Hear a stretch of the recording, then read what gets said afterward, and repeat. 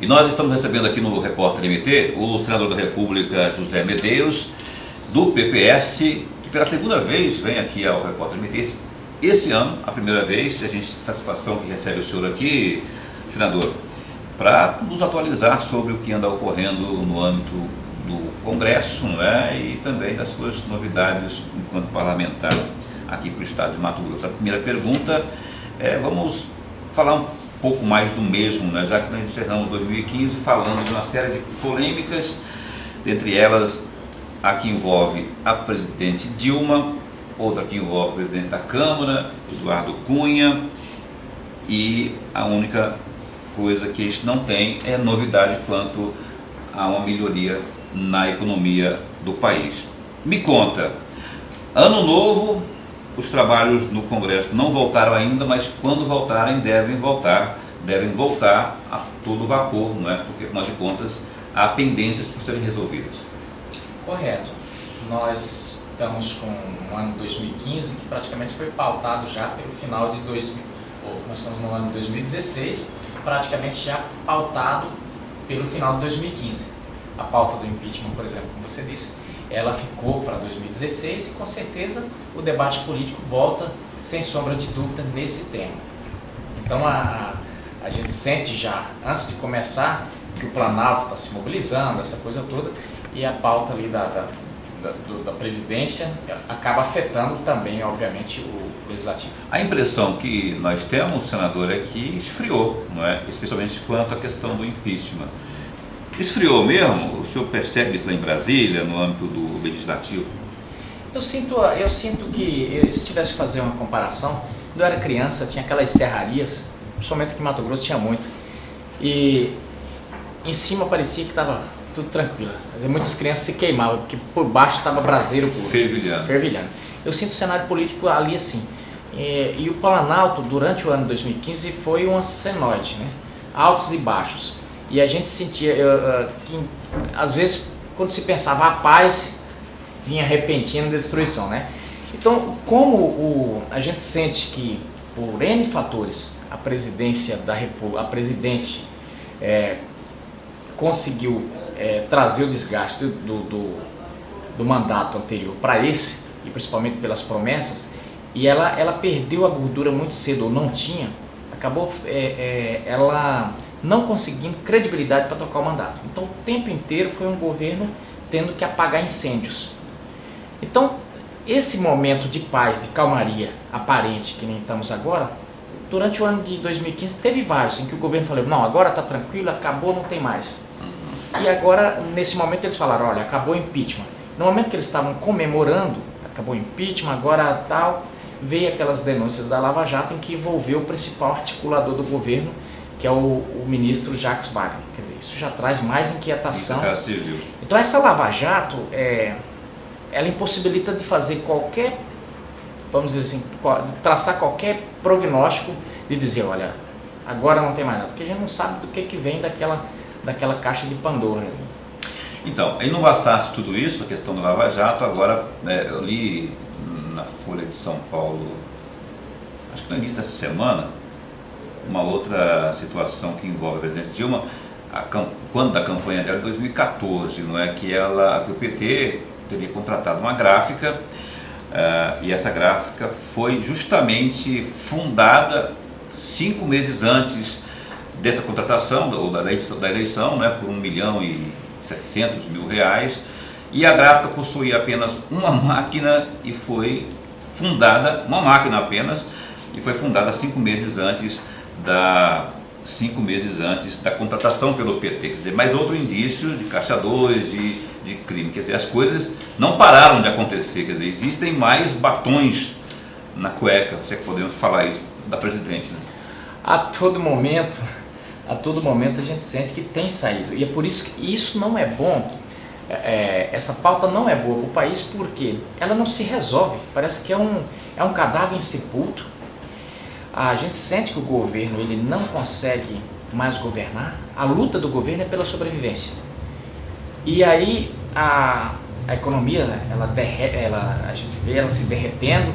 O próprio ministro Joaquim Levy já tinha avisado que precisava os entes políticos, os agentes políticos, principalmente o executivo, precisava transmitir ao mercado e ao povo um norte, uma confiança.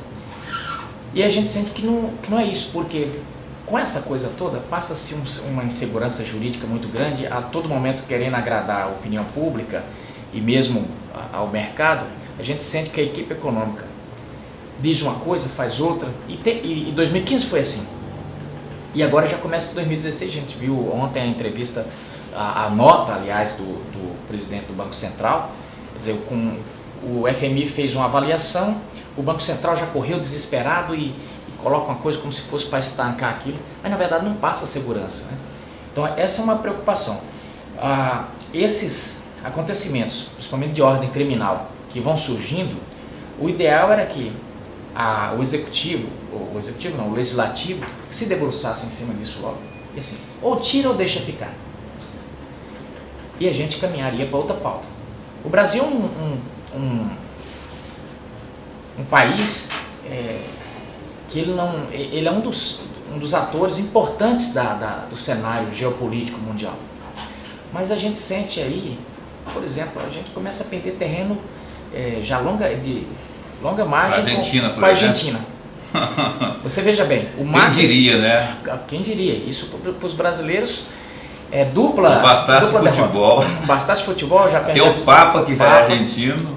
A gente já perdendo a economia também. E o Brasil que já foi o queridinho já foi.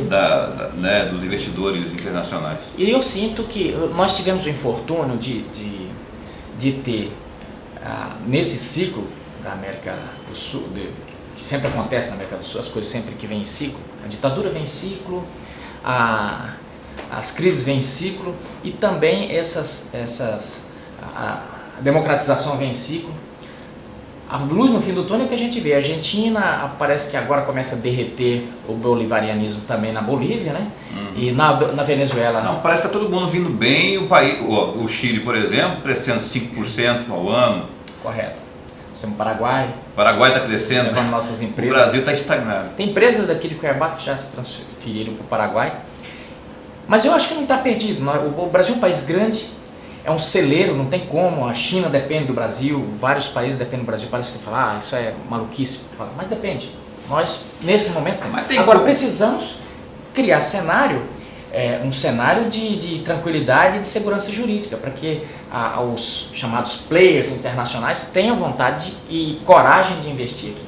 Mas tem como recuperar prestígio do ponto de vista econômico, sem que se sane, sem que se resolva a questão política, essa imoralidade que tenha ocorrido, não só a crise política, como a crise moral também que o país está passando? Tem como avançar sem que se resolva essas duas questões aí?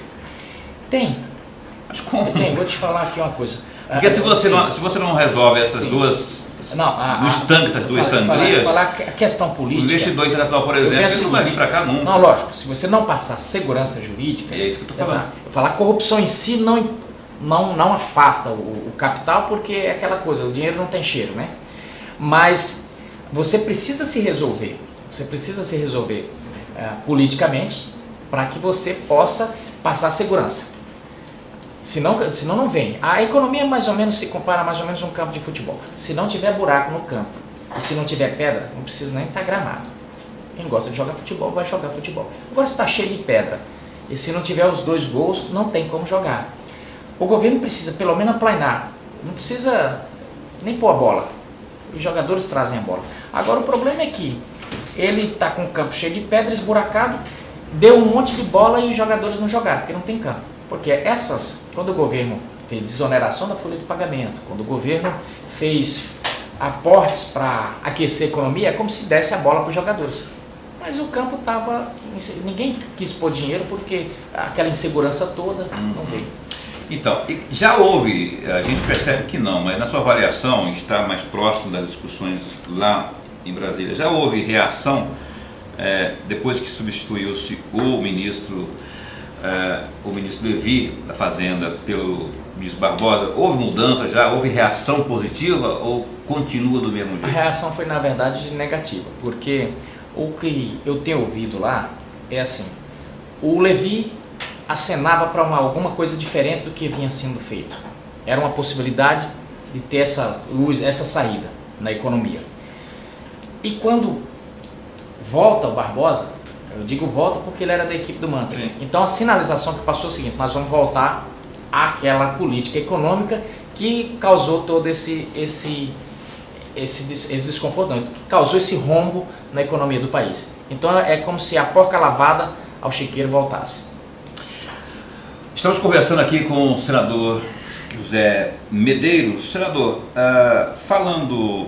e tem a situação agora, ele falou de Dilma e os desconfortos que há, não é? E agora não bastasse, coisa que a gente tem muito tempo que a gente não via, se é que alguma vez a gente viu na história desse país, um presidente da República ser convocado a depor. Um senador da República preso. Esses dias eu me deparei com a declaração dela dizendo: eu não sou ladra. Meu Deus do céu, o presidente da República, nossa, precisa falar que não é ladra. E agora, eu recebi essa mensagem agora há pouco, a presidente ia depor, eu falei, não é possível. Naquele episódio da compra de medida provisória, né? Correto. Então são fatos que estão acontecendo que não se via antes. São sinais de transformação mesmo? É positivo.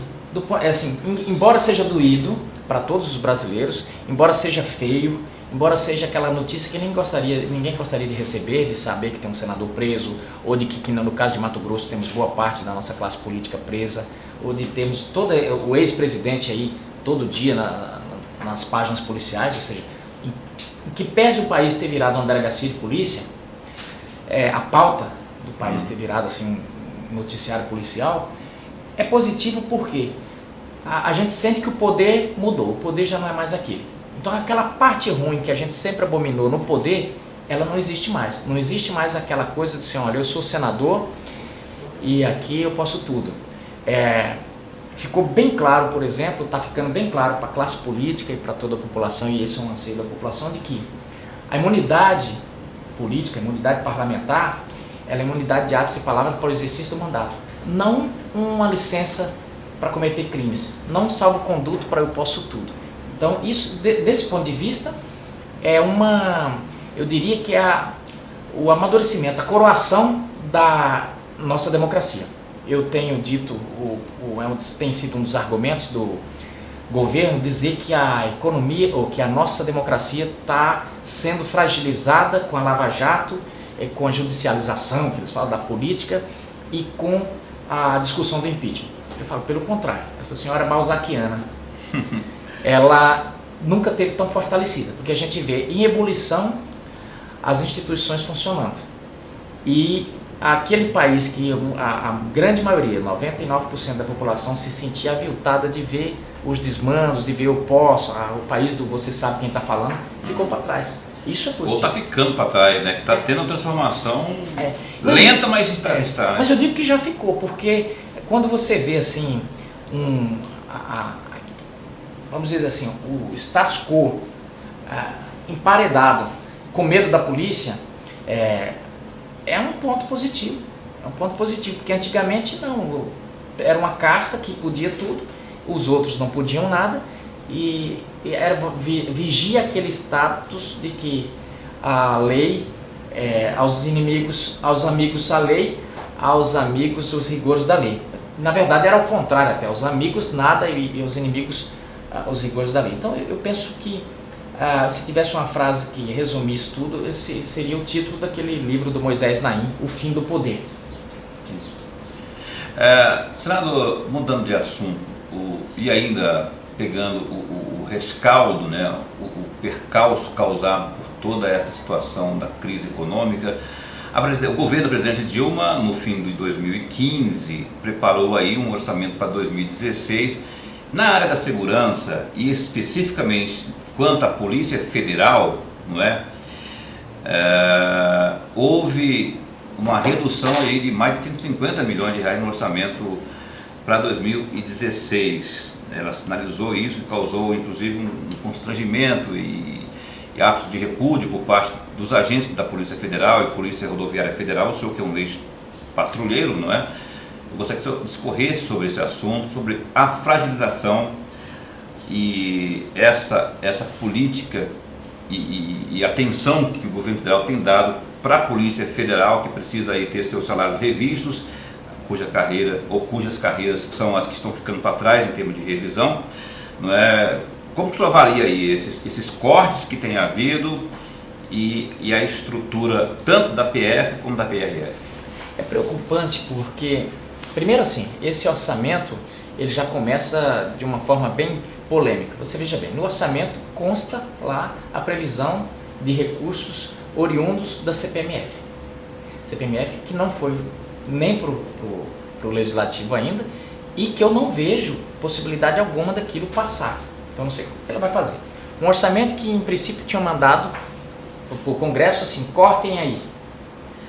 E foi um orçamento de extrema, um debate muito polêmico que teve. E vieram cortes fortíssimos, por exemplo, na área de defesa do país. A aeronáutica esse ano, ela quase não vai poder levantar um avião do chão por falta de combustível. É que os militares acabaram não dizendo isso, até por força do regime deles, não vão passar isso.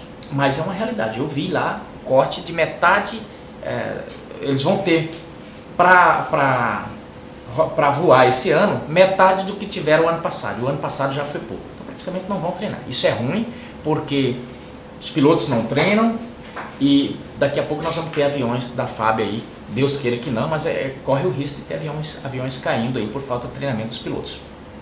Na parte da segurança, as demandas aumentaram muito. É bem verdade que nos últimos anos, a gente não está aqui só para criticar, houveram aportes de recursos para a Polícia Federal.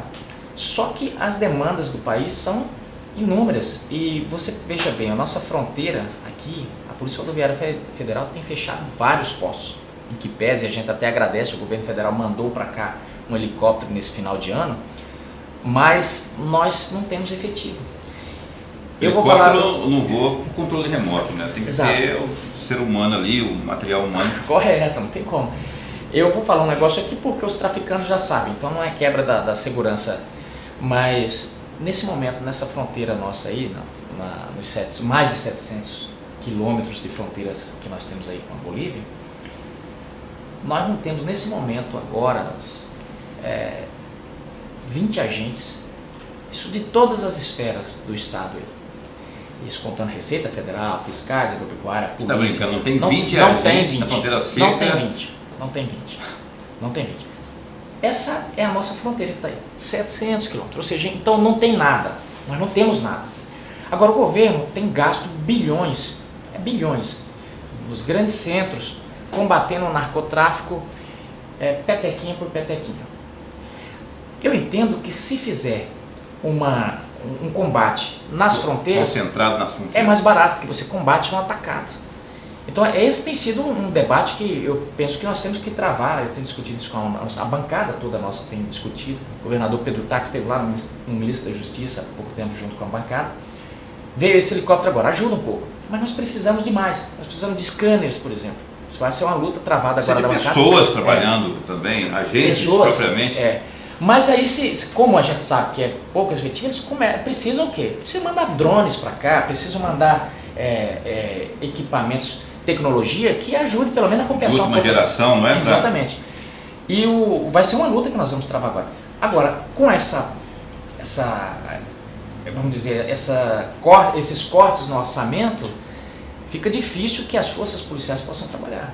Os estados, por exemplo, esse dia foi vamos mandar, a segurança agora vai ser também inserir os municípios nas incumbências da segurança.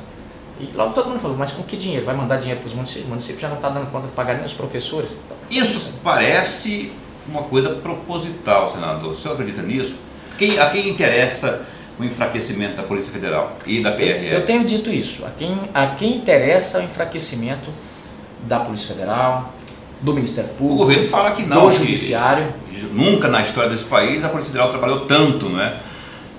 Tem trabalhado muito, as polícias têm trabalhado muito. Agora, o sucateamento é uma realidade, a matemática não mente. Agora, é bem verdade que é o seguinte, não existe bom pagador sem ter dinheiro. A grande verdade também é que o governo gastou demais e muito em 2014 para se eleger. Isso não sou eu quem diz, são os grandes entendedores da economia. E agora não tem dinheiro para fazer o básico. Essa é a grande realidade. Nós temos um Estado que ele é extremamente paternalista, tem demandas de toda sorte, e um Estado que abarcou todos os serviços e acaba que eles estão ficando tão precários que ele já não está chegando na conta do cidadão. Vou te dar um exemplo. Minha filha, toda a vida fui servidor público. Minha filha ela não estava crescendo e precisava de remédio de alto custo, ampola por dia caríssima, e eu recorri ao SUS e tal. Nesse meio termo assumi o Senado. E o Senado também é o servidor, vem as demandas e tal. Bem, e fui tentar receber, eu não conseguia pegar esse remédio no SUS de jeito nenhum. Várias vezes, uma certa vez uma funcionária, acho que ficou com pena, não sabia que eu era senador nem nada, falou: o senhor não conhece algum político que possa... Aí eu vi que tinha falido. Fazer sou eu mesmo, sou o cara. Falei, acabou. Tudo na base da indicação. Então, né? assim, eu vi que não. E nem na indicação ia conseguir, mas ela viu uma impossibilidade de repente chama um político que é a saída. Não é, então é uma falência do setor da saúde, é uma falência do setor de segurança. Então esses serviços que são pilastras, ou seja, que são colocados ali a duras penas na Constituição, a gente sente que o Estado já não está dando conta de fazer isso. Então é um momento que o debate nacional precisa avançar rapidamente dessa história de fica Dilma ou sai Dilma, para uma solução nacional. E aí a responsabilidade está. Quem vai ser essa liderança, qual vai ser esse partido que precisa desse norte? Porque o povo está cansado. Você nota, não tem partido que está de bem com o povo, não tem política bem com o povo. Não é também um sinal da Dilma com a Polícia Federal que está incomodando, vamos dar uma freada aqui para que as coisas não se avancem mais do que estão, quer dizer, acabamos de falar aqui que um juiz federal acabou de autorizar que a presidente da República tem que, como testemunha, é verdade, mas primeira vez na história que um presidente da República... Na delegacia de polícia. Essa sinalização tem, porque quando não tem rumo, sobra espaço para todo quanto é tipo de especulação. E quando você vê que o governo está acuado, o governo começa, e eu tenho alertado, é muito ruim quando o Partido dos Trabalhadores, quando a presidência da República acossada, começa a não desconstruir os argumentos, mas desconstruir o dono dos argumentos. Então, quando o TCU deu aquele parecer, foi uma sanha justiceira contra o TCU, tentando desconstruir o TCU. Quando, em dado momento, o judiciário foram para cima do judiciário. Quando a polícia vai para cima da polícia. E aí, quando você vê a polícia em dificuldade financeira e quem é o pagador é o investigado, a gente abre espaço para começar a se pensar esse tipo de coisa. Bom, encerrando a questão de Brasília, o Eduardo Campos, o senhor acha que passa primeiro por ele para chegar no impeachment da Dilma, se acontecer? Não, porque morreu, né? Quem? Mas... Eduardo Cunha. Eduardo Cunha não morre. Não, eu sei, o assunto, né? Mas você acha que o Eduardo Cunha, eu vou só retificar, o Eduardo Cunha, que é o presidente da Câmara, passa por ele a questão do impeachment da Dilma, não? Você acha eu vejo que não, porque o que ele tinha que dar para o impeachment ele já deu, que era aceitar ou não, receber ou não o impeachment. Ele já fez isso, então agora é a discussão. Mas existe um jogo interno ali, sim, não é? Existe. Ele tem uma luta. Ali são dois, eu diria que é a batalha dos afogados, né? Os dois tentando se salvar e um tentando derrubar o outro. Essa que é a grande verdade. Agora é uma luta ali que interessa para o país. O que a gente precisa é sair desse debate. Eu creio que o Congresso vai dar esse norte. Agora, eu vejo que esse norte passa pelas ruas. Se no cenário que está hoje, volta àquela questão inicial que você disse, no cenário que está hoje, o impeachment encerraria e pronto, estaria morto e enterrado. Mas com a economia em frangalhos e o desemprego aumentando, não se pode prever a inquietação do povo. E se o Congresso não suporta, não aguenta a voz. Eles podem morrer abraçados? Os dois. A história nos mostra isso. O caso Jader e a CM e tantas outras brigas nos quais as pessoas morreram abraçadas. Morreram abraçadas. Enquanto que o Eduardo Campos morreu literalmente. Bom, Boa. a gente vai encerrando essa Boa não parte. a morte, é porque... A gente entendeu aqui. Eu só queria fazer um trocadilho para reconhecer o meu lápis aqui quanto ao nome do presidente da Câmara. Falando agora do PPS, Partido Popular Socialista, José Antônio Medeiros, parece que o partido está recebendo novas filiações em nível nacional fortes. Isso sinaliza que o partido está se fortalecendo também para as próprias eleições, não só de 2016, como de 2018. Olha, o partido nacionalmente... Gustavo Buarque, por exemplo. Isso. O partido nacionalmente ele tem tido uma atuação muito clara. Inclusive tem feito debates com grandes nomes da economia nacional para tentar mostrar uma saída.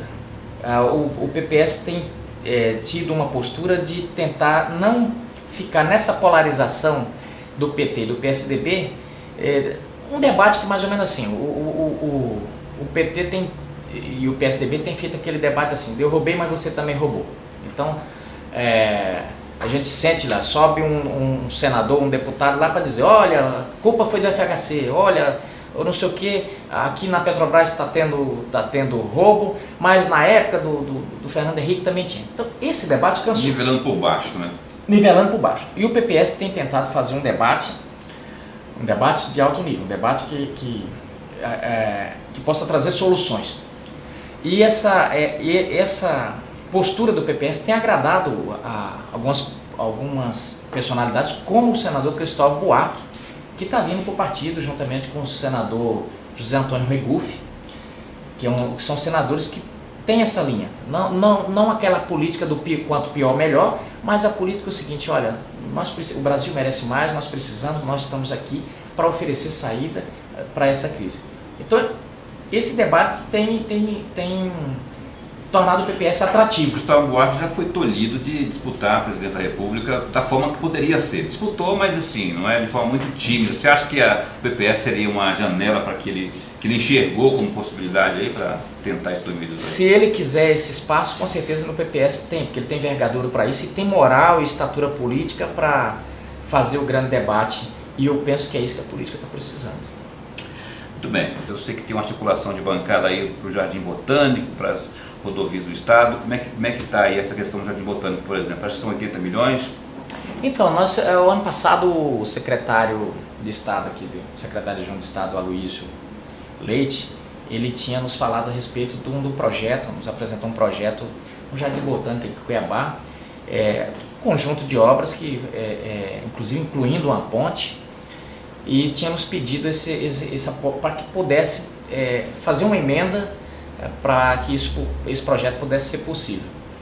E no final do ano, quando fomos decidir as emendas, a emenda que eu tinha direito nas emendas de bancada ali, eu destinei para esse projeto. E, inclusive, é um projeto muito bonito, já tive a oportunidade de ver, eles estão fazendo o projeto, já tive de ver uma prévia. E esperamos que isso se torne realidade. Quanto que é a emenda? É em torno de 80 milhões. Para o Jardim Botânico? O Jardim Botânico. Só que tem também a situação da rodovia... Não, e a bancada de Mato Grosso resolveu se unir e todos fazerem aporte de uma outra emenda, cada um, para asfalto da BR-174.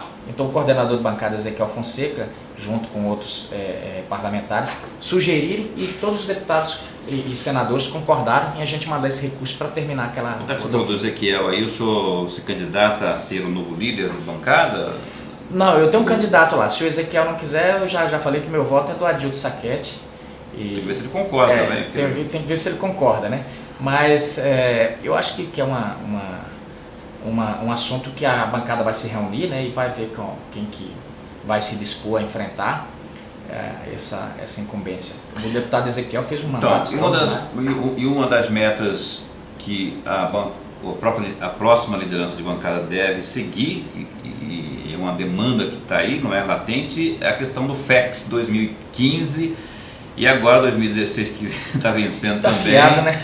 2015 está fiado. A única que foi paga, as únicas que foram pagas foram as parcelas referentes a 2014. Como é que está aí essa questão aí? E foi pago em 2014 ainda porque a bancada... Pressão, né? Pressão total de todos.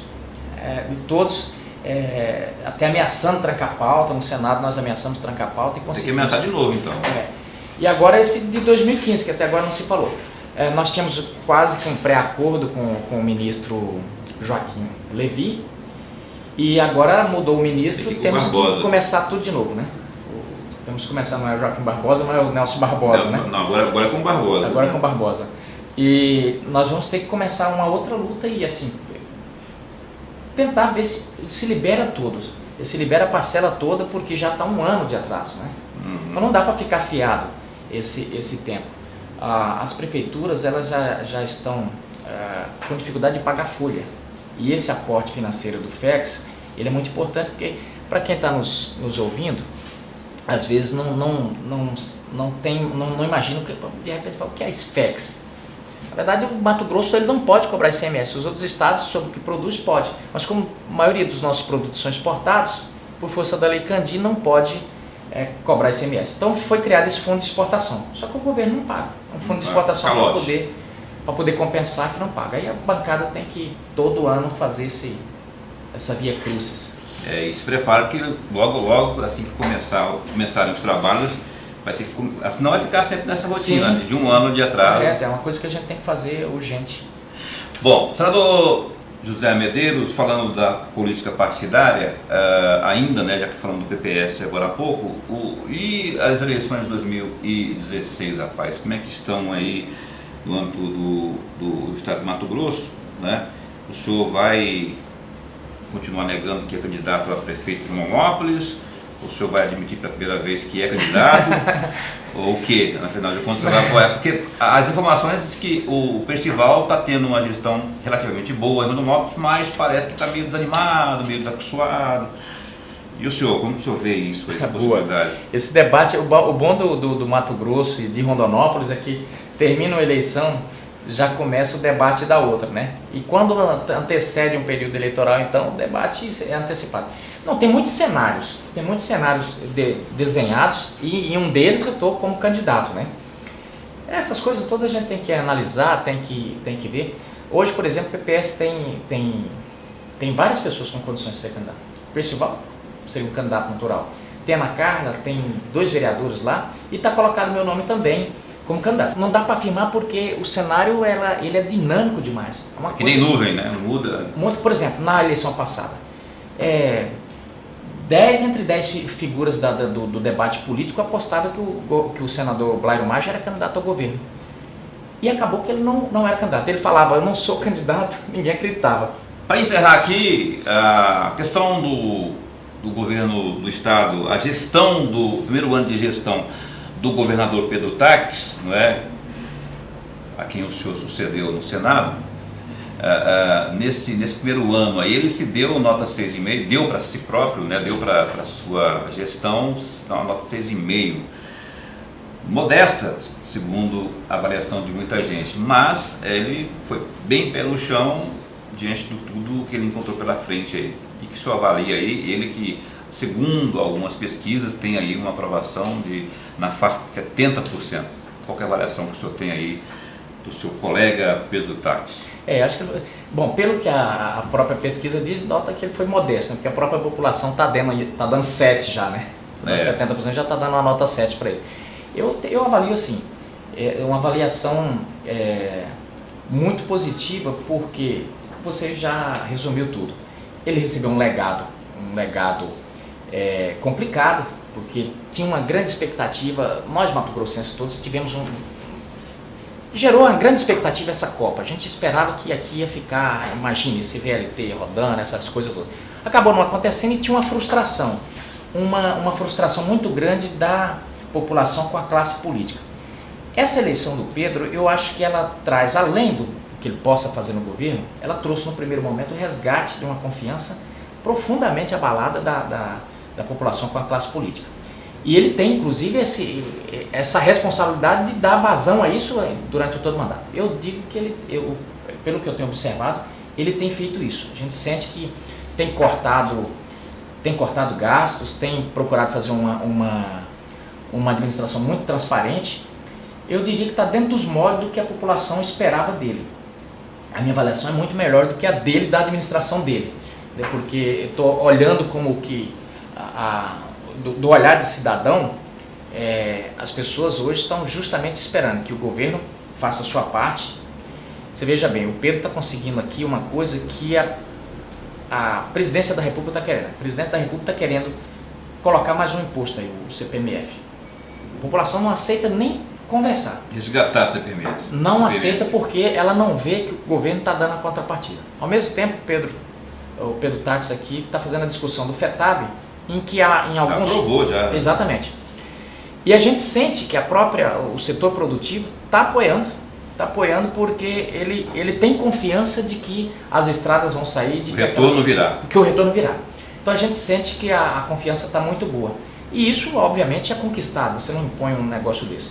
Eu estou otimista com a forma com que ele está fazendo. Eu sinto que vários estados da federação não estão conseguindo nem pagar folha. Agora ele está com o sinal de alerta ligado no 12, porque, afinal de contas, a crise chegou e ele já está antevendo muita coisa, tentando até arrumar na casa quanto aos servidores, tentando achar uma forma para não virar um Rio Grande do Sul, por exemplo. Que não está conseguindo pagar folha. A gente vê isso no país inteiro. Lá no Senado tem uma discussão, esses dias alguém comentou que o indicador de sucesso de um governo hoje, dos governos estaduais, é assim: está pagando folha? Tá. Nossa, tá bom o governo. E aqui a gente sente que ele está pagando folha e está inclusive fazendo recuperação de estradas, fazendo obras que em circunstâncias normais, assim, olhando por essa crise, não seriam possíveis. Respondendo objetivamente, a minha avaliação é muito positiva. Você também concorda com ele que o governo Dilma é amador e incompetente? O governo, eu não quero ser espirituoso, mas o governo da presidente Dilma não começou o outro. Continua, o outro, você fala o segundo. O segundo mandato não começou. Eu não sei que hora. O jeito não vai acabar também. Não vai terminar também. Não começou, ela não começou. Até agora ela tem administrado se fica ou se sai. Ela não mostrou, não tem governado. O país está desgovernado. Isso não é crítica. Está gerindo crise. Então. Isso não é uma crítica, é uma constatação. O governo está à deriva.